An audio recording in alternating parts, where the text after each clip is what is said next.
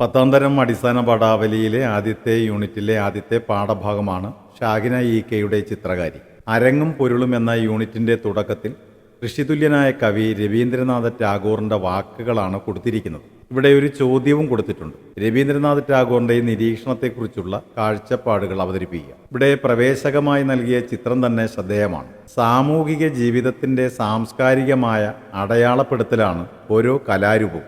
ആഹ്ലാദജനകമായ കല സാമൂഹികമായി ചേർന്നു നിൽക്കുന്നു. നിത്യജീവിതത്തിൽ വിനോദോപാധികളായി മാറിയ സാഹിത്യവും സംഗീതവും ദൃശ്യകലാരൂപങ്ങളും നമുക്ക് ഏറെ അറിവും ആനന്ദവും നൽകുന്നു.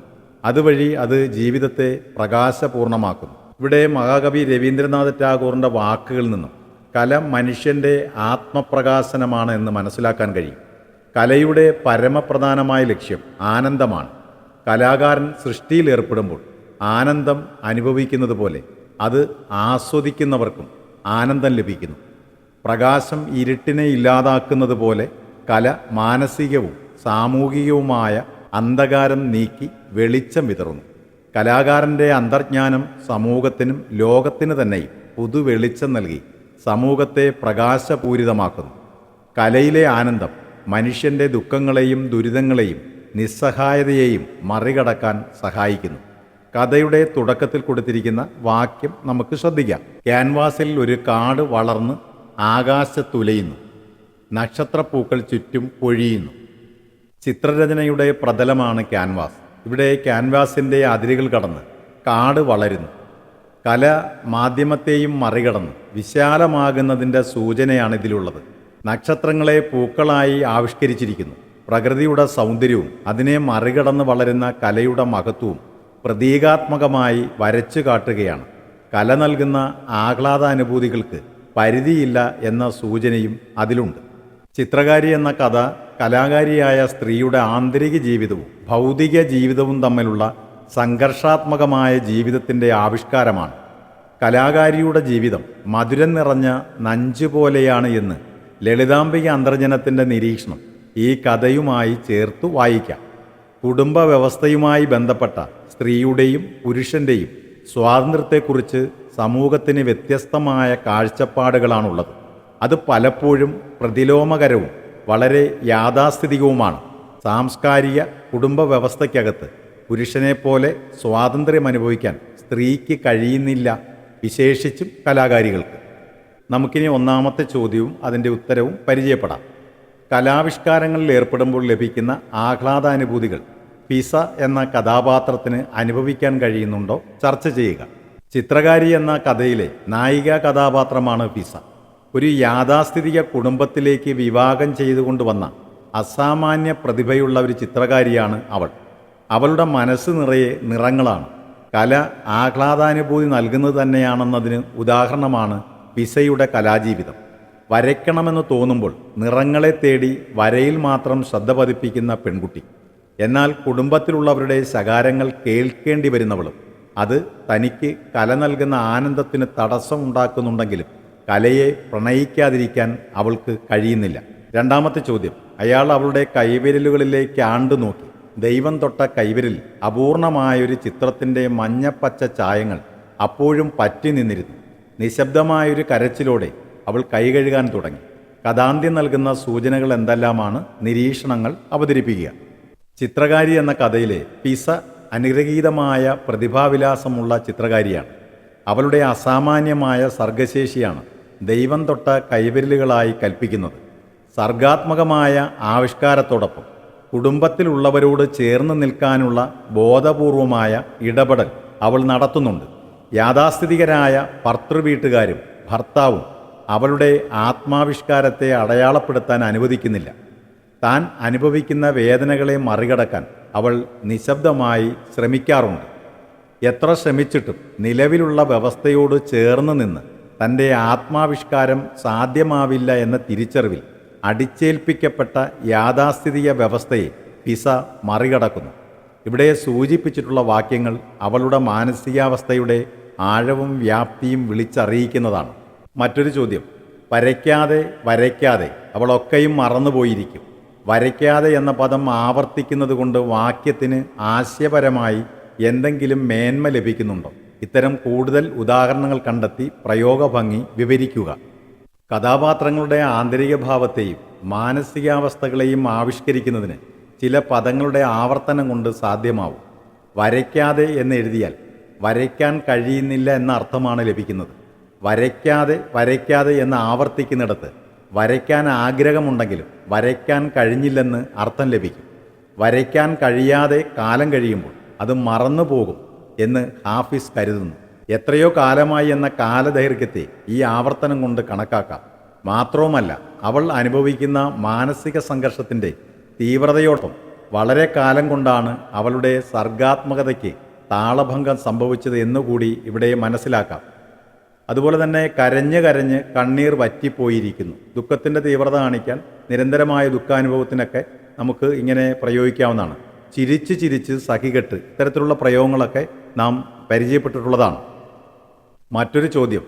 വെള്ളത്തിൽ കുതിർന്ന ബ്രഷ് പതിയെ കുടഞ്ഞ് അവൾ അപ്പോൾ പറഞ്ഞു, ഞാൻ പണിയൊക്കെ തീർത്തിട്ടാവുമ്മ, കല്യാണം ഉറപ്പിക്കാൻ പോവാന്ന് പറയുമ്പോഴും അവൾ പറയേ വര നിർത്തൂലാന്ന്.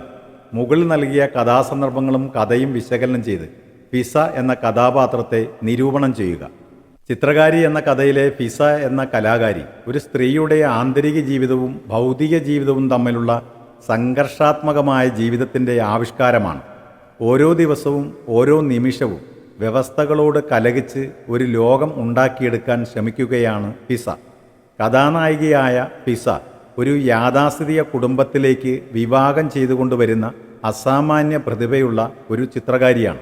അവളുടെ മനസ്സു നിറയെ നിറങ്ങളാണ്. സ്നേഹബന്ധങ്ങളെ മുറിവേൽപ്പിക്കാൻ ആഗ്രഹിക്കാത്തവളാണ് ഫിസ. വീട്ടുകാർ തനിക്ക് കണ്ടെത്തി നൽകുന്ന വിവാഹബന്ധത്തിലേക്ക് കടന്നു വരുന്നതിന് മുമ്പ് തന്നെ സർഗജീവിതം തുടരും എന്ന് അവൾ വ്യക്തമാക്കുന്നുണ്ട്.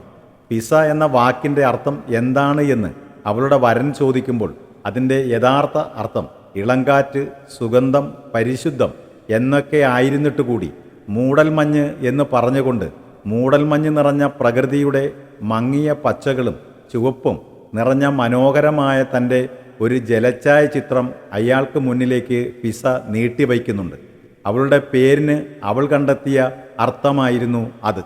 യാഥാസ്ഥിതിക ജീവിതത്തെ, പെൺജീവിതത്തെ നോക്കിക്കാണുന്ന ഒരു കുടുംബ പശ്ചാത്തലമായിരുന്നു ഹാഫിസിൻ്റേത്.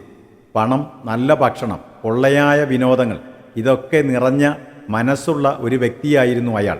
ഫിസയുടെ പ്രതിഭയെ തിരിച്ചറിഞ്ഞ അയാളുടെ ഒരു സുഹൃത്ത് അവളുടെ കഥാലോകത്തെക്കുറിച്ച് പറയുന്ന അഭിപ്രായങ്ങൾ അയാൾക്ക് ഒരുതരം അപകർഷവും അസ്വാസ്ഥ്യവും ജനിപ്പിക്കുന്നു. ജീവിതവും കലയും ഒരുമിച്ച് കൊണ്ടുപോകണമെന്ന് ആഗ്രഹിക്കുന്ന ഫിസയോട് അയാളുടെ ഉമ്മ പറയുന്ന വാക്കുകൾ അവളെ വല്ലാതെ വേദനിപ്പിക്കുന്നു. സർഗാത്മകതയെയും സ്വാതന്ത്ര്യത്തെയും നിഷേധിക്കുന്ന സാമൂഹിക വിലക്കുകളെ മറികടന്ന് മുന്നോട്ടു പോകാൻ ഫിസ എന്ന കഥാപാത്രത്തിലൂടെ എഴുത്തുകാരി പറയുന്നു.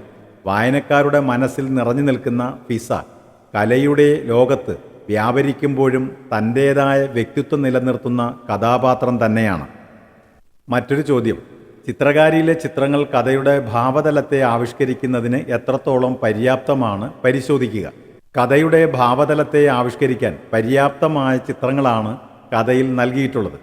കൈവിരലിൽ നിന്ന് നീളുന്ന ബ്രഷ് ഫിസ എന്ന കഥാനായികയുടെ കലാവൈദഗ്ധ്യത്തെ സൂചിപ്പിക്കുന്നു. ക്യാൻവാസിൽ വീട് വരയ്ക്കുന്ന സ്ത്രീയും വീട്ടിൽ നിറയുന്ന വർണ്ണങ്ങളും രൂപങ്ങളും ഫിസ എന്ന ചിത്രകാരിയുടെ സർഗാത്മകതയെയും മാനസിക ഭാവങ്ങളെയും ആവിഷ്കരിക്കുന്നു. കഥാനായികയുടെ ഹൃദയത്തിൽ നിറയുന്ന വർണ്ണങ്ങൾ സൃഷ്ടിക്കുന്ന സുന്ദരലോകം മുറിഞ്ഞു പോകുന്നതിൻ്റെ അടയാളമാണ് മൂന്നാമത്തെ ചിത്രം. എല്ലാ മുറിവുകളെയും അതിജീവിച്ച് പൂമ്പാറ്റയെപ്പോലെ പറന്നുയരുന്ന കലാഹൃദയത്തിൻ്റെ ആവിഷ്കാരം ഈ ചിത്രം അടയാളപ്പെടുത്തുന്നു. മറ്റൊരു ചോദ്യം. അടുപ്പത്തെ പണി ഒരു കടലാഫീസെ, അതങ്ങട്ട് തീർന്നു എന്ന് പറയാൻ പറ്റിയങ്ങനെ? എൻ്റെ പെയിൻ്റടി പോലെ അല്ലാതെ എന്നല്ല, ഇതൊന്നും പെണ്ണുങ്ങൾക്ക് പറ്റിയ പണിയല്ല. ഇത് ചിത്രകാരി എന്ന കഥയിലെ വാക്യങ്ങളാണ്. സമ്മേളനത്തിന് കവിത വായിച്ച പെൺകുട്ടിയെ ഇഷ്ടപ്പെട്ടു എന്ന് പറഞ്ഞതിന് ഇവിടെ വലിയ പുകിലായിരുന്നത്രേ. എന്താ, ശരിയല്ലേ? എന്തിനാ പാട്ടും കഥയും? അമ്മ പറയണത് പോലെ പെണ്ണായാൽ ചോറും കറിയും വയ്ക്കണം, പറണം. KR മീരയുടെ ഓർമ്മയുടെ ഞരമ്പ് എന്ന കൃതിയിലെ വാക്യങ്ങളാണിത്. മുകളിൽ നൽകിയ രചനാ സന്ദർഭങ്ങളിൽ തെളിയുന്നത് പോലുള്ള അവസ്ഥകൾ സമൂഹത്തിൽ ഇന്നും നിലനിൽക്കുന്നുണ്ടോ? ചർച്ച സംഘടിപ്പിക്കുക. കുടുംബത്തിനകത്തും പുറത്തും പുരുഷനെപ്പോലെ സ്വാതന്ത്ര്യം അനുഭവിക്കാൻ സ്ത്രീകൾക്ക് കഴിയുന്നില്ല എന്നതിൻ്റെ സൂചനയാണ് രണ്ട് എഴുത്തുകാരുടെയും രചന വെളിപ്പെടുത്തുന്നത്. സ്ത്രീയുടെ സ്വാതന്ത്ര്യത്തെക്കുറിച്ച് തെറ്റായ ചില ധാരണകൾ സമൂഹത്തിൽ നിലനിൽക്കുന്നുണ്ട്. പുരുഷ കേന്ദ്രീകൃതമായ കുടുംബ വ്യവസ്ഥ ഇതിനൊരു ഘടകമാണ്. വിലക്കുകൾക്ക് അകത്ത് ജീവിക്കുക എന്ന ഒട്ടും പുരോഗമനപരമല്ലാത്ത കാഴ്ചപ്പാട് പുരുഷനുള്ളതുപോലെ ചുരുക്കം ചില സ്ത്രീകളിലും കാണുന്നുണ്ട്. ചിത്രകാരിയിലെ ഉമ്മയും ഓർമ്മയുടെ ഞരമ്പിലെ അമ്മയുടെ വാക്കുകളും അതിന് ഉദാഹരണമാണ്. സർഗാത്മകതയെയും സ്വാതന്ത്ര്യത്തെയും നിഷേധിക്കുന്ന സാമൂഹിക വിലക്കുകളെ മറികടന്ന് മുന്നോട്ട് വരുന്ന സ്ത്രീകളുടെ പൊതുസമൂഹം ഇന്ന് കാണാൻ കഴിയും. ഇന്ന് എല്ലാ മേഖലകളിലും സ്ത്രീകൾ കടന്നു വരുന്നുണ്ട്. മാത്രവുമല്ല, അവർക്ക് അവരുടേതായ കഴിവ് തെളിയിക്കാനും കഴിയുന്നുണ്ട്. ഇന്ന് ലോകം ഒന്നായി തീർന്ന കാലമാണ്.